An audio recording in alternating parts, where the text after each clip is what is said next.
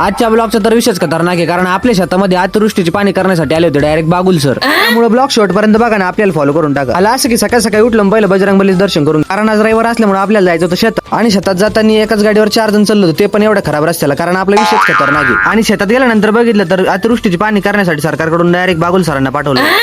Sir कोण आली तुम्ही? काय आली? पाणी करायसाठी पाठवलं. काय देईन सरकार आता? एवढं नुकसान काय झालं द्यायचं तुम्हाला बंपर द्यायचं सरकार. आता काय मग आता काय करायचं ते रोप? लय नुकसान झाली ना. नुकसान लय झाली, भरपाई की थोडा सरकार देणार आहे तुम्हाला, काय बंपर देणार आहे का? मग आता सरकारला काय? बागुल सरांचे हे शब्द ऐकून मला डायरेक्ट टेन्शन.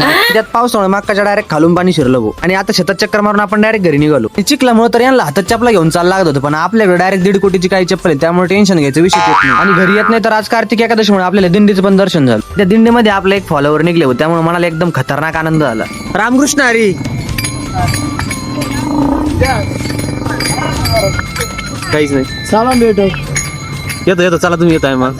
त्यांना म्हणलं तुम्ही चला पुढं, मी येतो मस्त फराळाचं करून. नाही फराळाचं होत नाही तर मम्मी म्हणे आण आता पिण्यासाठी पाणी. काय भाऊ, घरी असल्यावर लय काम राहते. घरचं तर काम आवरलं होतं, आता जायचं होतं आपल्याला शेतात. मग काय केला, आपल्याला आल्या चालू जोडली टायरले निघालो डायरेक्ट शेतात. त्यात आपल्यासोबत मध्य प्रदेशचे पाहुणे पण होते भाऊ. आणि शेतात गेल्यानंतर असं होईल असं काय वाटलं नव्हतं भाऊ. तिथं गेल्याच ट्रॅक्टर फसला आपला. मग काय कसा बसा 2 तास मेहनत करून एका परचा ट्रॅक्टर काढला भाऊ. आणि आता झालं डायरेक्ट मध्य प्रदेशच्या पाहुण्यांचा दानकसू.